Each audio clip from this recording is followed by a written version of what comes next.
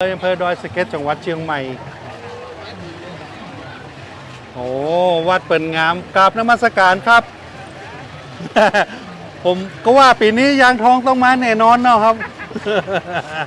โอ้โหขอบคุณครับขอบคุณครับกราบนมัสการครับผมอันนี้ของวัดยางทองนะครับอันนี้วัดอย่างวัดสันปะคอยสันปะคอยมาแล้วนี่มีกระละอ่อนสวัสดีครับลูก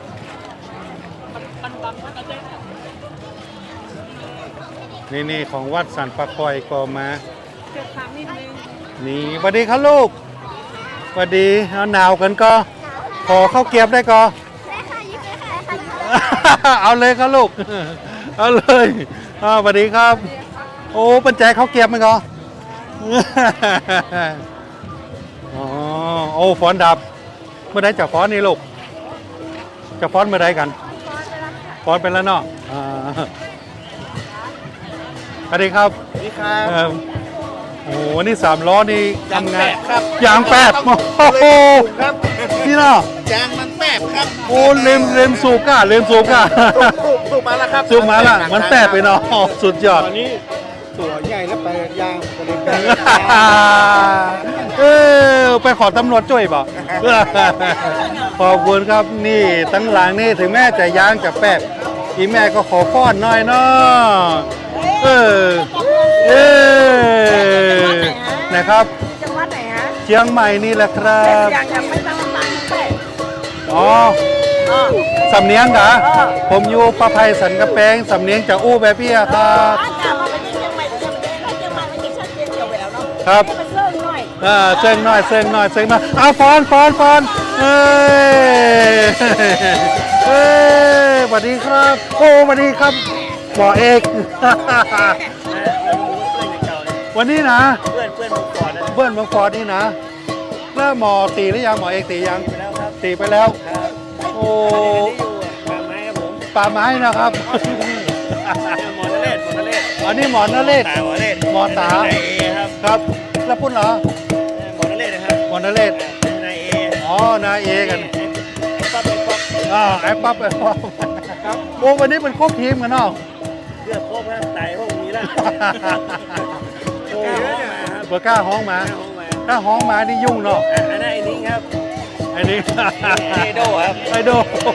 หายเหมือนกันเลยเนาะมาตั้งแต่อายุ15ครับผมตัวกัน นะ ตั้งแต่พศ2535 คบกันมานะ ที่มางานเนี่ยครับ ที่มางานนี่นะ เนี่ยครับ ทุกปีต้องมาเหมือนกันเนาะ ทุกปีครับเรื่องโควิดพวกนี้ไม่มา แม่นก็วันนี้ผมว่าต้องป้าหมอเอกแล้วเนาะ ก็โชคดีที่ได้ปากันครับ นะครับโชคดีถือว่าได้ป้ากันเนาะ ครับผมที่ปากันเท่าบางทีพูดถึงไม่ได้ปากันนะครับ แม่นอ้าวฟ้อนไหนครับหมอเอกครับ เอเอาแล้วครับหมอเอกนะครับ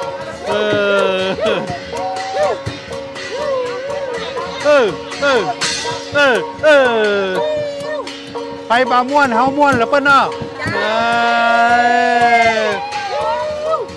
เอาขอบคุณครับหมอครับขอบคุณครับผมเดี๋ยวจะบักไฟเนาะครับผมอันนี้ขบวนที่15วัดสันปะคอยนี่วัดสันปะคอยวัดสีบัวเงินตำบลท่าสาราอำเภอเมืองจังหวัดเชียงใหม่วันนี้เป็นมาในตรีมอย่างครับในชุดของไตใหญ่เลยเนาะแสดงว่าพี่น้องไตใหญ่อยู่หันนักเนาะอ๋อวันนี้มาเต็มเลยเนาะโอ้ละอ่อนน้อยก็มาแล้วผ้าโพกหัวนี่เป็นห้องว่าอย่าง อะไรคะ ผ้าหกหัวเนี่ย ผ้าห่มโขแล้วคะ มันเป็นภาษาไทยใหญ่นะคะ ภาษาไทยใหญ่ห้องว่า ผ้าเคียนหู ผ้าเคนโห ใช่ค่ะ อ๋อเคนโหก็คือเคียนหัว เมียนเจ้า อ๋ออันนี้คือโหอันนี้เซอร์ อันนี้เสื้อแล้วก็เคียนหัว เคนโหอ๋อกล้วยเป็นห้องว่าอย่างนี้โง่ก็ว่าโง่เนาะ เมียนเจ้า อ๋อยินดีนักบ้านผมก็อู้โง่อู้โหเหมือนกันเด้อขอบคุณครับขอบคุณพี่น้องวัดศรีบัวเงินทุกคนนะครับ วัสดีครับขอบคุณครับสวัสดีครับอันแรกฟ้อนเลยลูกแหมสาวน้อยฟ้อนกันอันนี้เครื่องดนตรีของพี่น้องไตใหญ่นะครับนี่ม้วนกัน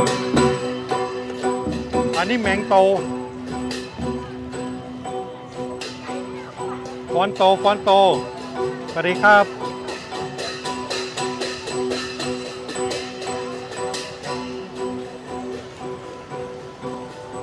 อันนี้เพิ่งก็จะหดน้ำกันแล้วเนาะสวัสดีครับสวัสดีครับสวัสดีครับสวัสดีครับคนครับสบายเหรือเปิ้ลด่ะฮ้อนกันเนอะเอา100 สาวได้ก่อน100 สาวอันนี้ขบวนที่หกแล้วมี40ขบวนกันนะโอ้40 ขบวนกันเนาะโอ้โหสวัสดีครับอิดเหรือเปิ้ลเนาะอิดเหรือเปิ้ลแล้วเนาะสวัสดีครับโอ้ตุ๊เจ้าดิบะฮื้อขนมจ๊อกแล้วกันนี่ขอบคุณครับเอาครับมาถึงขบวนสมาคมสตรีนครเชียงใหม่สวัสดีครับสมาคมสตรีนครเชียงใหม่ผมต้องเตลไปพอแล้วครับของสมาคมสตรีนครเชียงใหม่เนาะอ๋ออันนี้จ้องที่ไหนนี่จ้องบ่สร้างขอบคุณครับก็อันนี้เป็นห้องหยาง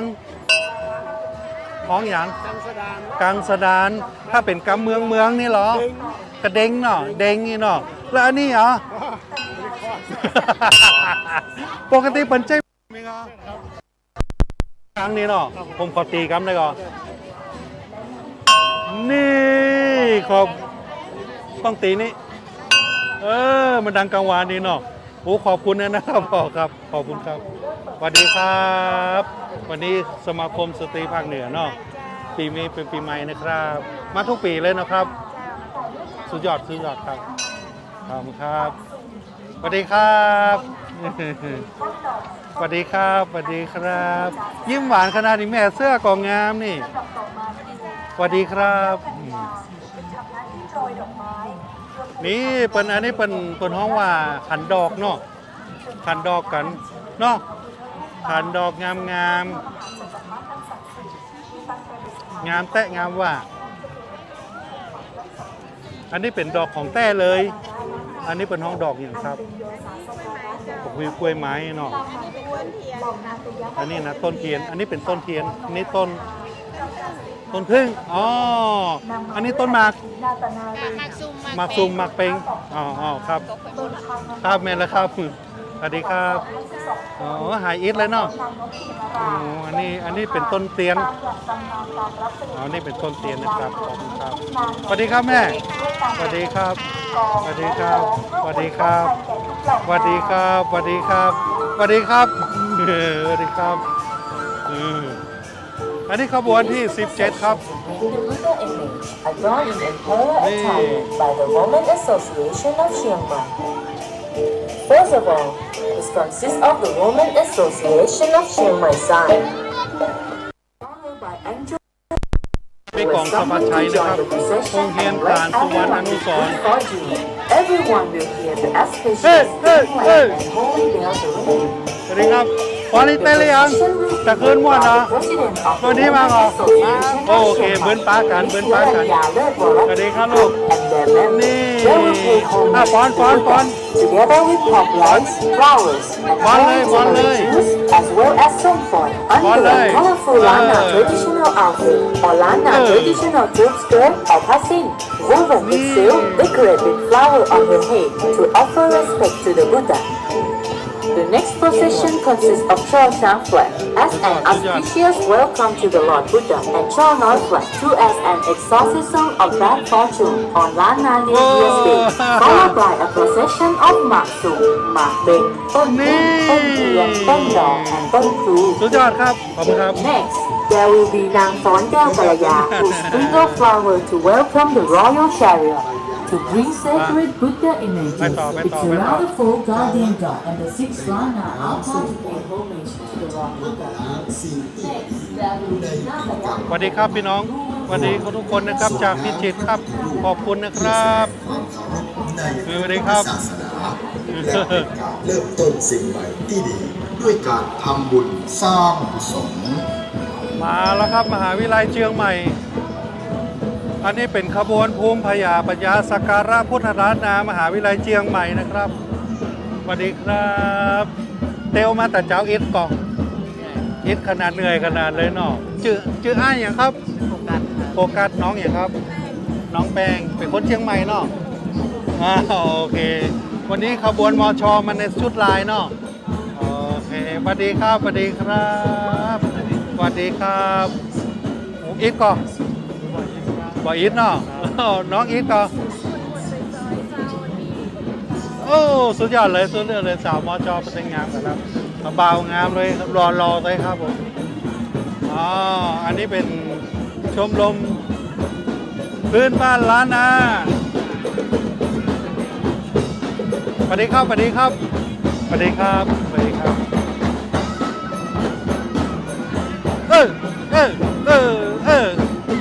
นี่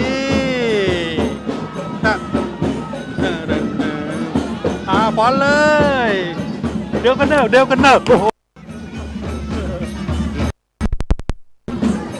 อ๋อ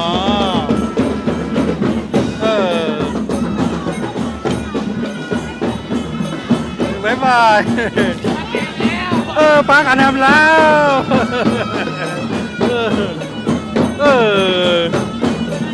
โอ้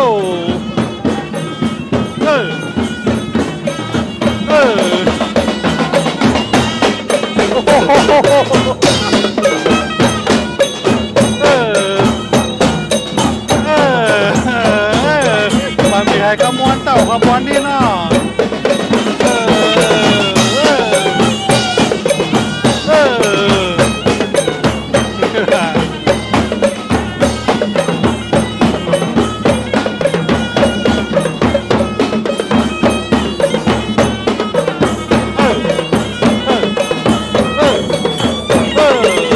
ข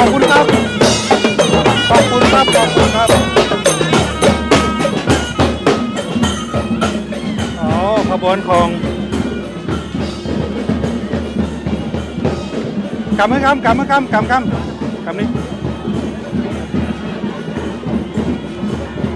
โอเคขอบคุณครับผมขอบคุณครับ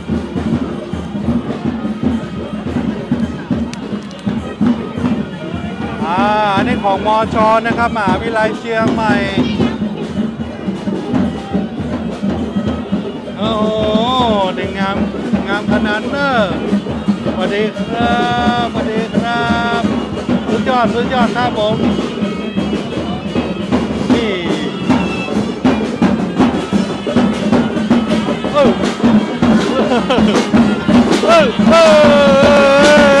มันต้องเต้นกันนี่คณะวิทยากรรมศาสตร์นี่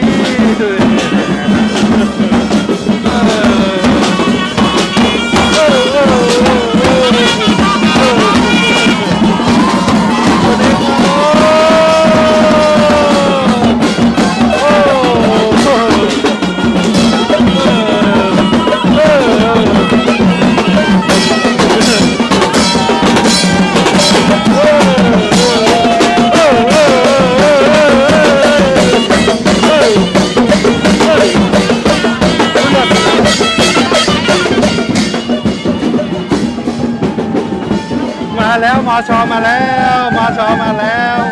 นี่สุดยอดนี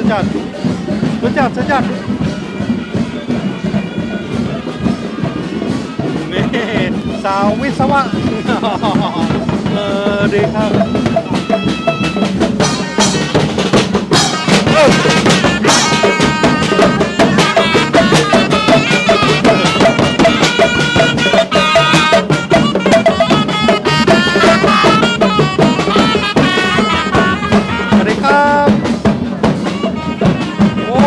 มชเป็นงามเนาะคณะเศรษฐศาสตร์มาแล้วนี่ ยิ้มหน่อยบอกมือบอกมือบอกมือบอกมือบอกมือบอกมือบอกมือเซนซาสู้สู้นี่ว้าวสวัสดีครับสวัสดีครับสวัสดีครับสวัสดีครับสวัสดีครับสวัสดีครับสวัสดีครับสวัสดีครับสวัสดีครับสุดยอดครับสวัสดีครับโอ้ยน้ำเอ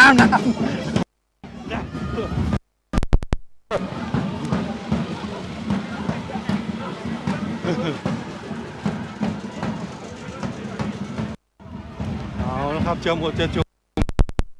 ฝ่าด่านของมชมาได้โต้ขอบคุณโอ้โหเอาแล้วครับโอ้สวัสดีครับสวัสดีครับผมสาวมชนะครับขอบคุณนะครับเจ้าสวัสดีครับอ้าววัดเชียงยืนจากมชมาผมว่าเป็นสาวไหนสวัสดีครับโอ้เอาสักหน่อยเปล่าเอาสักหน่อยสักหน่อยเป็นยาก่อนเนี่ยครับ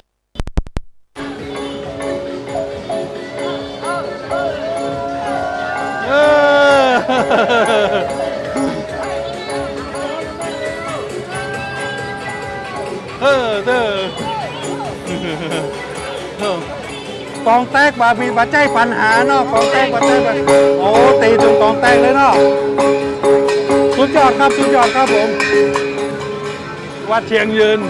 สวัสดีครับสวัสดีครับสวัสดีครับมานะครับวัดยางกวงจอมสลีบุรีน้ำงดนพดีศรีนครเชียงใหม่ตามนมัสการครับวันนี้เต็มยศเหมือนเดิมนะครับ เต็มยอดเหมือนเดิม ทุกปีก็จะยิ่งใหญ่อย่างนี้ตลอดเลยนะครับโอ้โห แสดงให้ชาวเชียงใหม่ได้หันถึง ครับ ว่าบ้านเมืองเขานั้นอยู่ได้เพราะองค์พญามังรายมหาราช แมน เราก็แสดงความกตัญญูต่อ ครับ เต็มที่ ครั ที่ บ จะทำแล้วก็เป็นการรักษาวัฒนธรรมประเพณีบ้านเรา ครับ ร่วมด้วยช่วยกัน ครับผมโอ้แต่ได้ยินนี่ผมก็ชื่นอกชื่นใจแล้ว ต้องโมทนานี่แหละสื่อเนี่ยสำคัญ ขอบคุณครับ โมทนากับทุกท่านทุกคนที่ติดตามชมแล้วก็ฟังโดย ครับผมจะอี้ผมก็ดีใจแล้ว โช ครั ค บ ดีปีใหม่เมือง กราบนมัสการขอบคุณครับมาแล้วครับยางกวงยิ้มหวานนี่เด็กๆยิ้มหวานเด็กๆละอ่อนยิ้มหวานกันเนอะบายบายนี่เด็กๆเด็กๆเด็กๆยิ้มหวานนี่อันนี้ของวัดยางกวงจะเป็นพญามังรายมหาราชนะครับมาแล้วครับเป็นวัดมังรายมหาราชเป็นองค์ใหญ่ขนาดเลยครับของวัดยางกวงนี่นะสวัสดีครับสวัสดีครับสวัสดีครับเราติดตามด้วยวัดเมืองกายตำบลวัดเกตก็มาเหมือนกันสวัสดีครับสวัสดีครับนี่ท่านด็อกเตอร์วันนี้อยู่ในขบวนไหน อ๋อไปได้อยู่ครับ แต่วันนี้มาแอลเนาะ ส่งน้ำ มาแอลคนเดียวครับยังบัดจวนนั่งอ้อมมาตัว วัดหยัง ฮะ มาตัววัดหยัง เก็บ อ๋อวัดเกตแน่นอนครับโอ้ขอบคุณนะครับท่านด็อกเตอร์หนุ่มนะครับขอบคุณครับสวัสดีครับสวัสดีปีใหม่ครับผมโอ้ตั้งหลังนี่สบายขอน้ำสักขวดแล้วครับ มีน้ำสักขวดก็ น้ำขวดหนึ่ง ขอบคุณ น้ำขวดหนึ่ง เปิดให้ผมตัว เปิดด้วย ขอบคุณนะครับขอเงินถูกหวยรางวัลที่1ตัวเนอร์ครับผม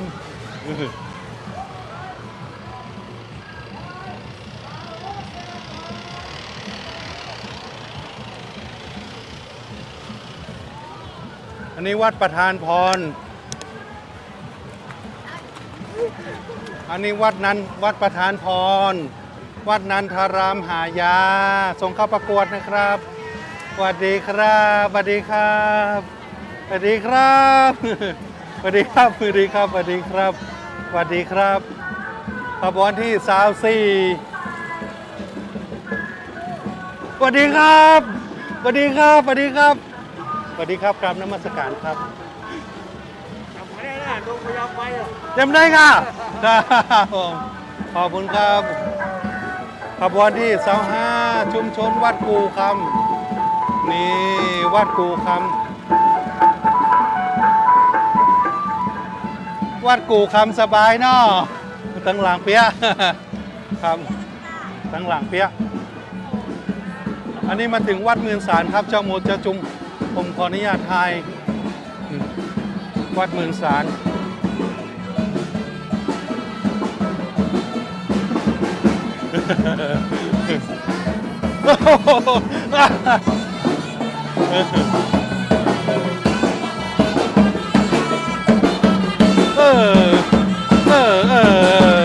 วัดหมื่นสารโซโซ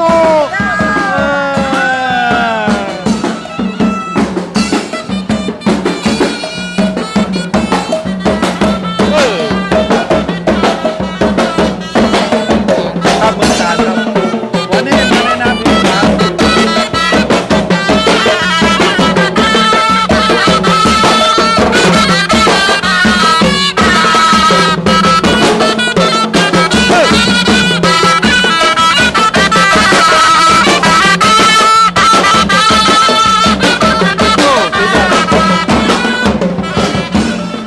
อันนี้วัดเชตุพนนะครับนี่ครับวัดเชตุพนอันนี้วัดพวกแต้ม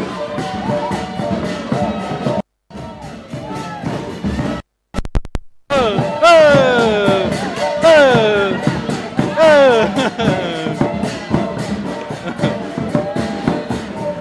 เออโอ้ม่วนแล้วเปิ้ลหนอทีมนี่นะวัดพวกแต้มนี่นะสุดยอดสุดยอดสุดยอดสุดยอดสุดยอดสุดยอดสวัสดีครับสวัสดีครับโอ้แม่มีจริงด้วยขบวนที่เสาเก้าอันนี้วัดหมื่นล้านอ่านเลยครับโหดเลยครับอันนี้วัดหมื่นล้านนะครับ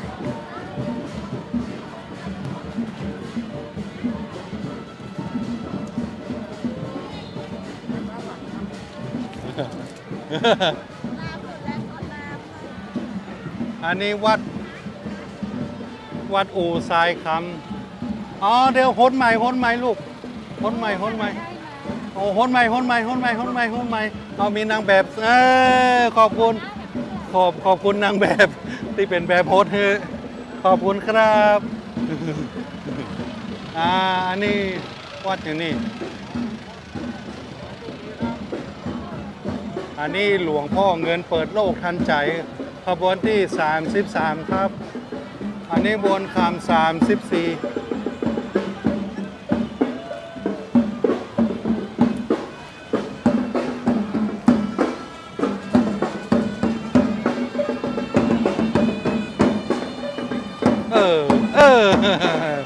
มันต้องเต้นไปกันเนาะอันนี้วัดหมื่นเงินกล่องนะครับพี่น้องขอบคุณพี่น้องหมื่นเงินกล่องนั่งนะครับสวัสดีครับ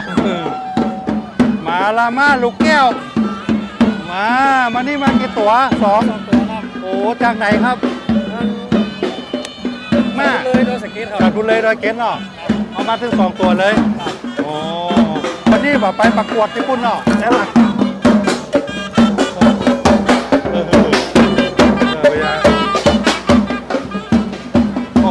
เล่นโทษน้ำให้เฉลี่ยแล้วเนี่ย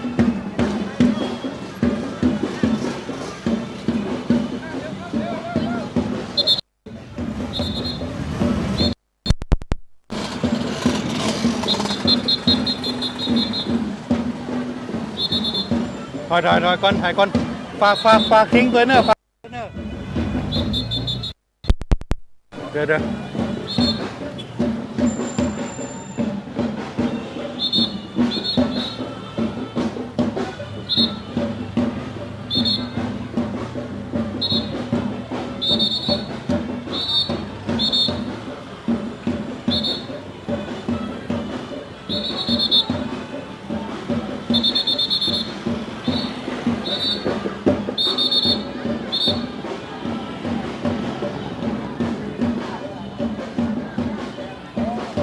ขอบคุณครับขอบคุณครับขอบคุณเจ้าหน้าที่ทุกคนเลยนะครับผมสุดยอดครับเอาละครับขบวนที่36วันหนองบวกส้ม โอ้สบายแต๊ะๆอันนี้ขบวนที่ 37 วัดศรีสุพรรณขบวนที่ 38 วัดเมืองลัง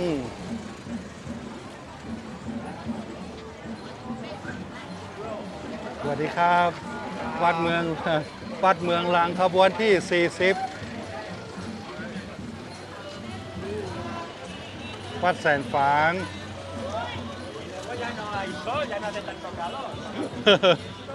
ลบน้ำก่อนลบน้ำก่อนลบน้ำก่อน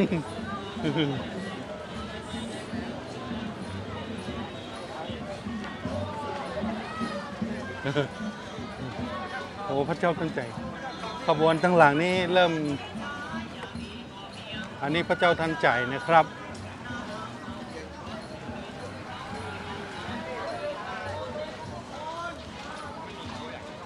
เราได้เงินหมื่นตื่นได้เงินแสนเก็ตลักกี้แฮปปี้นิวเยียร์ เอาแฮมรอบรวยตันนกตันใจรับได้เงินหมื่นตื่นได้เงินแสนเก็ตลักกี้วอลลิชแฮปปี้ไทยนิวเยียร์ เฮ้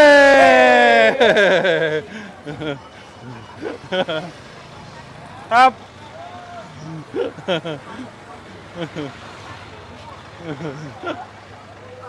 มาวัดดาวดึงแล้วครับมาถึงวัดดาวดึงสวัสดีครับ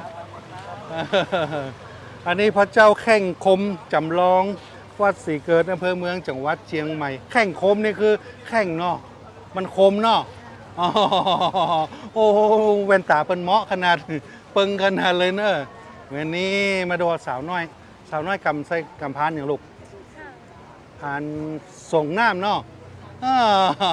สวัสดีครับสวัสดีครับ พระเจ้าแข่งคมสวัสดีปีใหม่เมืองเหมือนกันนะครับอันนี้พระเจ้าแข่งคมวัดศรีเกิดสวัสดีครับวัดสันติธรรมขบวนที่46อันนี้ของวัดสันติธรรมครับอ๋อครับอันนี้กลุ่มเฮือนป่อสลาแดงมีไหนอ๋อไหนรอบเป็นไงครับเนื้อพุ่นสวัสดีครับโอ้เปิดมากับงานฝีมือกันเนาะสวัสดีครับโอ้สวัสดีครับนี่ชุดอย่างครับกะเหรี่ยงค่ะชุดกะเหรี่ยงเนาะอันนั้นน้ำต้นชุดกะเหรี่ยง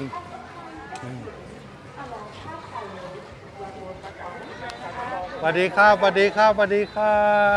โอ้อาแบกกัน2 คนเนี่ยเนาะครับผม โอ้สุดยอดแสดงว่าแข็งแรงเปลี่ยนกันหลายเนาะ ครับผม โอ้โหสุดยอดเลยบน นี่ไปครับเพื่อนเลสทาครับ ครับผมแม่นครับผมครับอันนี้ของวัดพวกเปีย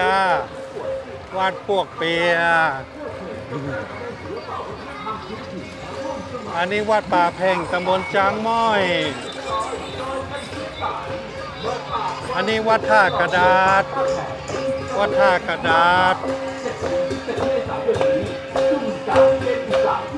เทศบาลนครเชียงใหม่มาแล้วอันนี้สาวน้อยอันนี้ทูตเยาวชนวัฒนธรรมอันนี้หนูน้อยสงกรานต์เชียงใหม่อ๋อขอบคุณครับลูก To make a splash with us in Songkran 2024 for this traditional Thai New Year, starting April 7th หมดแล้วเนาะ to 17th. หมดแล้ว This year's ขอบคุณครับ event features โอ้ a ย mixture หม of ดแล้วครับ traditional activities and a lot of fun. Let's อันนี้ต้องฝั่งนี้สวัสดีครับลูก as you pour water อ๋อ unrestricted property โอ้ได้นะลูก without image and delight in exciting competitions เอาละครับ and จมูกจะจุมบรรยากาศของขบวนแต่ละขบวนมาสิ้นสุดที่ของเทศบาลนครเชียงใหม่ มีละอ่อนเยาวชนอยู่บนท่านนะครับอินโดขนาดเปียะล้อมซอกกัน and join us in this เอาละครับ เดี๋ยวผมจะเตลปิกไป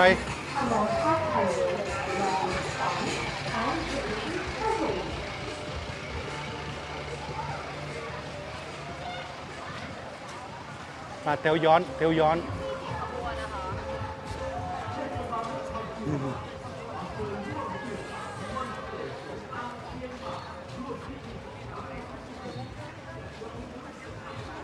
ดอกหยังครับ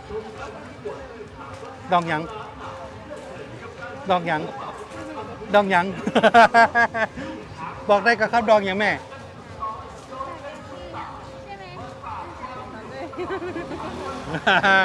ดอกหยัง มาเป็นยังครับแซวเล่นมาได้ อ๋อครับผมแซวเล่นน้องๆเปิ้นที่จริงน้องเปิ้นหมูจักว่าดอกหยัง ครับผม อันนี้ต้องถามนะคนอันนี้ดอกหยังครับดอกหยังดอกดอกกล้วยไม้นี่เนาะโอ้สดๆเลยครับขอบพระคุณสลาแดงอ่ะนู่นเนาะกลุ่มนี้เลยนะเฉพาะกลุ่มนี้เลยนะขอบคุณนำมาเองเลยนะครับขอบคุณครับ ผู้คนภูมิปัญญาชาวบ้านผู้คนที่เอารวมกันได้ ครับมาทุกปีเลยเนาะ ทุกปีเขาจะมา ปีแล้วผมก็เจอ นะครับนี่แหละครับศิลปะวัฒนธรรมเขาช่วยกันส่งเสริม ครับ จะได้สิ่งที่ดีงาม แม่นๆ เป็นสิ่ ค ง รับ ที่มันคงค้างกันใดที่มันคงค้างเขาก็ช่วยกันสืบกันหน่อยเนี่ย ครับ สิ่งนั้นก็จะดีขึ้นก็จะ ครับผม ถึงวันครับ ขอบคุณนักๆเลยครับผมบุญก้ามบุญจูนะครับขอบคุณครับผมครับเอาละครับปอคูแดงจากอำเภอสันปะตองจังหวัดเชียงใหม่เพิ่นจะมาร่วมทุกปีเลยนะครับ นี่ปอสลาแดงเนี่ยนะสาวประสันปะตองมาถึงงานมีเลยเนาะ ลูกหลานนะครับ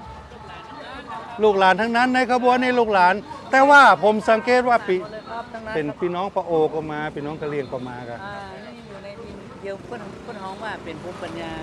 เอาการรวมทุกชนทุกเผ่ามีชนชั้นเอามารวมเป็นหนึ่ง อ๋อ เดียวกัน ครับ กูเตือนเขาขึ้นมาเขาเป็นคนเมืองเป็นคนนั้นคนนี้เขาถ้าเขาอย่างนี้เขาเนี่ยกันต่อกันไม่ได้ แต่ ครั ถ้า บ เขารวมผู้หมู่ผู้คนเขาก็จะสามารถเป็นน้ำหนึ่งใจเดียวกัน อ๋อ ถึงเขาจะมีหลายตัว ครับ มีหนึ่งหัวเขาก็ทำงานด้วยกันได้ทุกผู้คนแบบอย่างมีความสามัคคีแล้วก็อยู่กันอย่างมีความสุข ครับ เพราะว่าเขาจะเป็นไม่เงี้ยก็ใจเขาก็สามารถจะอยู่ด้วยกันได้ด้วยสันติสุขอะครับ ครับ ครับผม ขอบคุณปอคูแดงสลาแดงมากๆโอ้ได้ฟังแล้วก็มันประทับใจกันนานเลย ขอ โอ้ คิดเป็นส่วนหนึ่งครับ ครับ เพื่อว่าสังคมในส่วนหนึ่งที่บ้านน่ะก็เป็นศูนย์เรียนรู้ ครับ อย่างนี้แต่ครับคือเพื่อเรื่องคนทั้งหลาย จะได้เรียนรู้ในสิ่งที่ว่ายังไม่เคยรู้ ครับ ประมาณนี้เราจะได้หันในสิ่งที่ว่าส่วนเก่าแก่กันนี่เป็นเครื่องอะไรอย่างไรต่างๆนานาที่เราจะทำนะครับ ครับ เป็นรวมทั้งเกี่ยวกับงานพุทธศิลป์ต่างๆ ที่ศิลปะล้านนานะค ครั รับบ เป็นลายต่างๆ ถ้ามีโอกาสก็เข้าไปเยี่ยมชมส่วนหนึ่งนะครับแต่จะเรียบร้อยดีอย่างไรก็ไปเยี่ยมชมเพื่อว่าเป็นความรู้เพิ่มขึ้นในส่วนที่เรายังไม่ได้รู้ ครับ ขอเชิญชวนนะครับผม ขอบคุณพอสลาแดงนะครับ ผมมีโอกาสผมจะต้องไปอยู่แล้ว ผมหมายมั่นแล้วว่าแต่ว่ายังไม่ได้ไปเตือนนะ เชิญนะครับเชิญนะครับเชิญไปแอว สันปะตองนี่เป็นดินแดนที่คนมีพงว่าทั้งหลากหลายเนาะแล้วก็งานฝีมือนี่นักขนาดเลยเนาะ ก็ส่วนหนึ่งก็คือเป็นงานไม้งานแกะสลัก ครับ กับภูมิปัญญาชาวบ้าน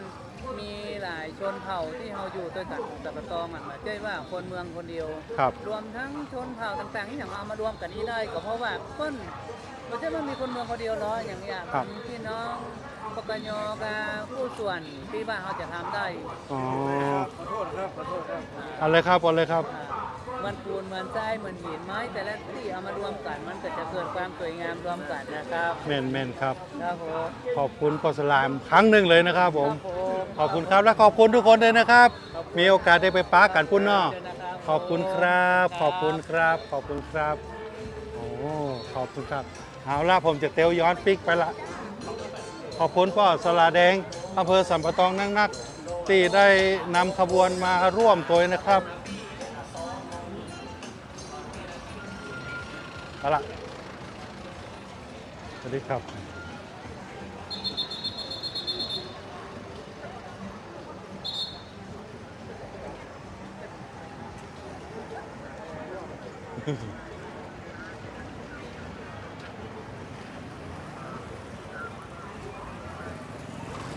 ไปได้เนาะครับผมครับผมเอาละครับเอาละครับจมุจุมไกลละไกลละจะย้อนปิ้งมารอบหนึ่งแล้วนะครับ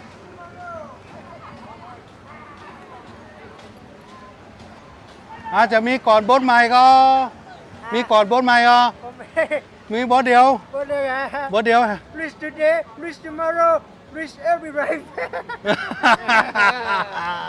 โอ้ย ใช้เขาสิมาใช้ ว่าปีนานนี่คือกับปั่นป้อนเนาะสุดยอดเลย อันนั้นปีนานอย่างนี้ ครับผมยังครับผม ปีนานเกียง ครับ อ๋อสุดยอดเลยปั่นป้อนได้ก็ปีนาน มาได้ครับ มาได้เนาะ ก็สินนุปอนอย่างเดียวเนาะ วันเดียวเชียงใหม่มาใจกับคนเมืองคนไทยฝรั่งเจ๊กกินก็มีนักต้องปัดปอนหลายภาษา มันต้องหลายภาษาเนาะการปั่นป้อนนี่นะ เก็ตลักกี้ว่าเรลิชว่าเรลิชรวยรวยรวย โอ้โหโอ้ไปก่อนไปก่อน Rich today Rich tomorrow ว่าเรลิชว่าเรลิชเก็ตลักกี้ Happy Thai New Year เดี๋ยว สาธุสาธุ โอเค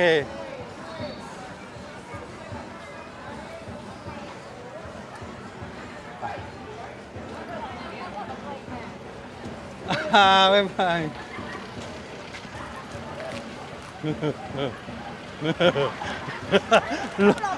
ลบการลบน้ำครับผม ครับผม ครับผม สวัสดีครับ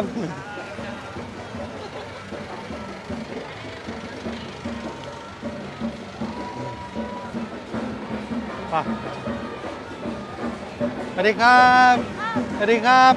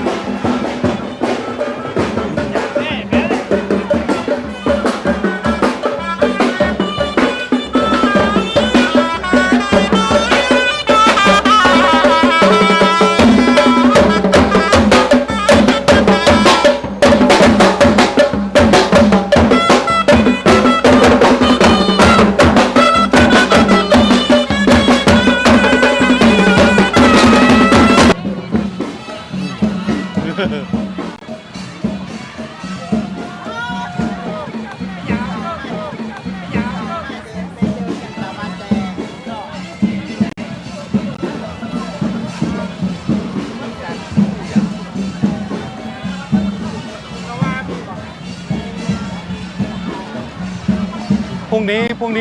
นี้บะหมี่ครับขบวนแห่น้ำพระสงฆ์นี่บะหมี่แต่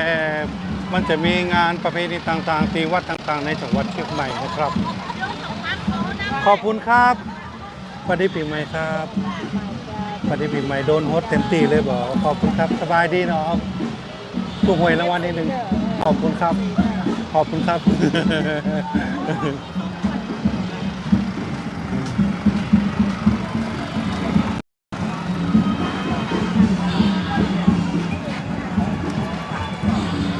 เอาละครับจำโมจาจุม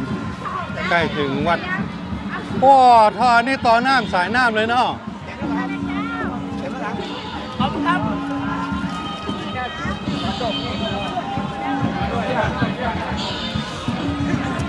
ป้ายครับหนาวก่อนนี่น้ำปูนนะเอาแล้วให้โดนเต็มแล้วให้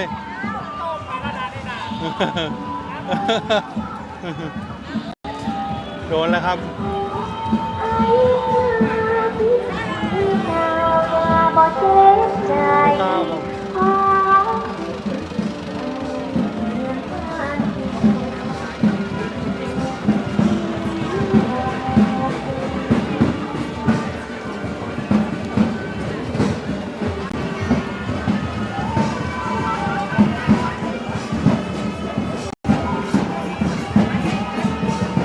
ครับผม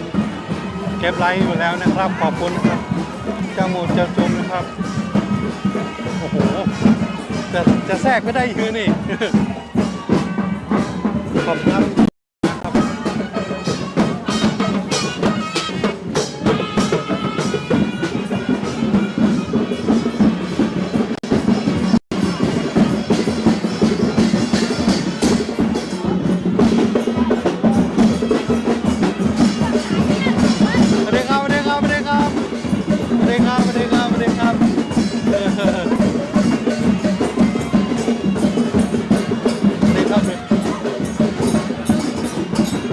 โดนน้ำ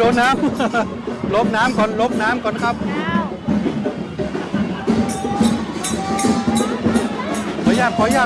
ขออนุญาตขอบคุณครับขออนุญาต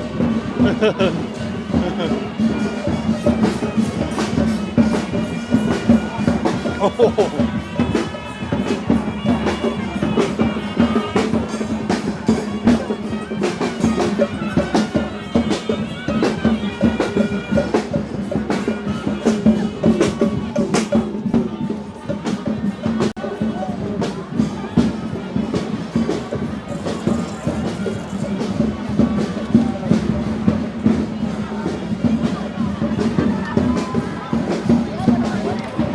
เอาละครับเจ้ามูจะจุม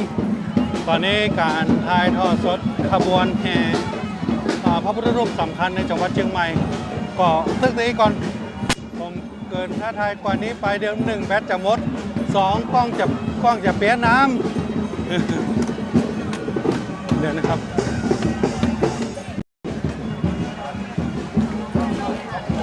โอ้บรรยากาศที่วัดพระ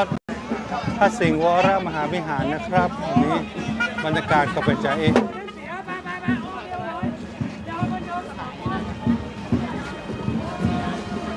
จากนั้นจะได้น้องไปเป็นถวายจะถูกปัจจัยแด่พระเดชพระคุณราชก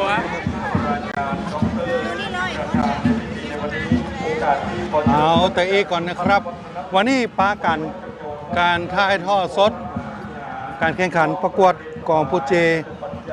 ฟ้อนโตแล้วก็ฟ้อนนกกิงกระดาษกันนะครับ มณฑลพิธีนี้ขอเชิญท่านอาจารย์สุทัศน์ครับ